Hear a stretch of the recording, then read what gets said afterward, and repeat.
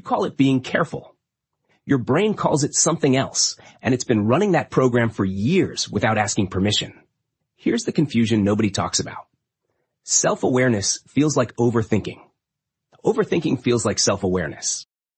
Same racing thoughts, same tight chest, same late-night replay of a conversation that should have disappeared years ago. Your brain doesn't naturally know the difference between reflection and rumination. It only knows that thinking feels safer than acting. That's why people stay trapped inside loops for years while calling it responsibility. You tell yourself you're being thoughtful. You're considering every angle. You're preparing. You're trying not to make mistakes.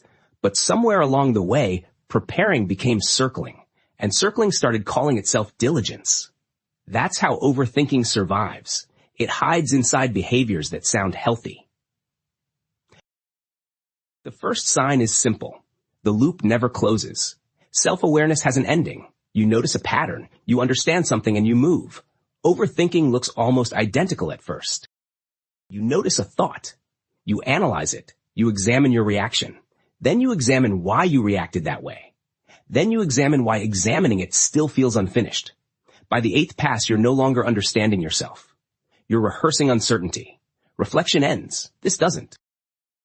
The second sign is that decisions stay alive long after they've already been made. You send the email, then you reopen it. Twice, 5 times, 10 times. You wonder whether the greeting sounded too formal. You wonder if the emoji looked unprofessional. You imagine someone reading your message with a disappointed expression.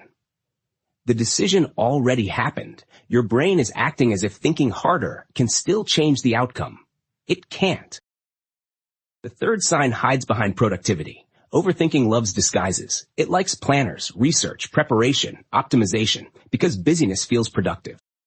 A woman sits at her desk, drafting a message asking her manager for Friday off. She writes 1 sentence, deletes it, writes it again. She imagines her manager sounding irritated. She imagines the request appearing in a performance review 6 months later. She rewrites it softer, then stronger, then softer again. 40 minutes pass. The message contains 14 words. That isn't carefulness. That's anxiety negotiating with a threat that was never in the room. And this is exactly why your brain struggles to tell the difference. Both self-awareness and overthinking activate self-referential thinking. Both demand attention. Both feel mentally exhausting. Both create the illusion that progress is happening. Psychologist Susan Nolan-Hoeksema studied this pattern in 1991 through her response styles theory research on rumination. She found that repeatedly analyzing distress often feels useful to the person experiencing it, even while prolonging negative emotions and delaying recovery. Your brain rewards analysis because analysis feels like control, but feeling in control isn't the same thing as moving forward. Imagine someone carrying boxes around a house all day. They're sweating, they're working, they're exhausted, but the boxes never leave the building. That's overthinking. Effort without movement. The fourth sign is repetition without discovery. Careful thinking produces insight. Overthinking produces reruns. You replay the same conversation, the same mistake, the same awkward moment.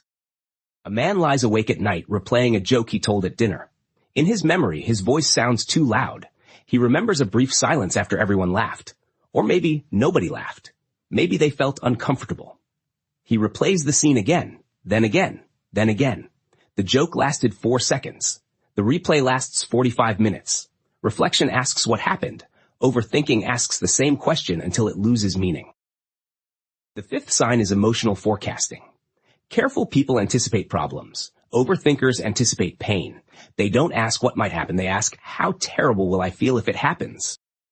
Their minds begin rehearsing disappointment before reality has even arrived. Someone receives a text saying, "Can we talk tomorrow?" Immediately their brain starts producing scenarios. Getting fired, being rejected, losing respect, embarrassing themselves. By bedtime, they've already lived through 5 imaginary disasters. The next day, the conversation turns out to be harmless, but the body experienced stress as if the danger had actually happened. The sixth sign is reassurance addiction. 1 opinion doesn't help. Neither do 3. You ask friends what they think, then family, then strangers online. You aren't searching for information anymore. You're searching for certainty. But certainty is a product life rarely sells, and reassurance only calms anxiety temporarily. Soon your mind asks for another dose, and another, and another. The seventh sign is the most convincing of all. You believe thinking longer makes you more responsible. It feels mature, it feels intelligent, it feels deep. But overthinking wears the exact same clothes as wisdom. That's why anxious people are often mistaken for thoughtful people. Nobody admires the person who made a decision in 5 minutes and moved on.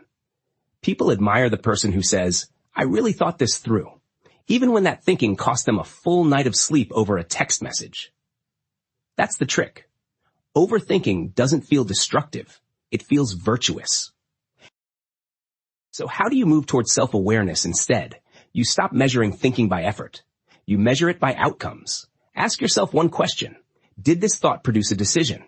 If the answer is no, you're probably looping. Another tool is surprisingly simple. Count the passes. First thought, useful. Second thought, still useful. Third thought, maybe. Fourth thought, you're probably circling. Say it out loud. This is pass number 4. Naming repetition breaks the illusion that every round contains new information. Then give your mind a deadline. 1 minute, 5 minutes, 10 minutes. Think deliberately. Write down what you know. Decide what happens next. Then move. Send the text. Submit the application. Make the call. Action interrupts loops in ways insight never can. Because self-awareness was never designed to eliminate uncertainty. It was designed to help you carry uncertainty without letting it drive. Maybe intelligence isn't the ability to think longer. Maybe it's recognizing the exact moment thought stopped helping and started performing. And maybe the biggest lie overthinking ever told was convincing you that thinking about life is the same thing as participating in it. Tell me in the comments, what's the longest you've ever spent rewriting a message that should have taken 10 seconds? Subscribe to Scribble Mind if you want psychology explained the way your mind actually experiences it, without cliches, productivity hacks, or empty motivation. Some people spend years trying to solve their lives inside their heads. Very few realize the solution was waiting outside the loop the entire time.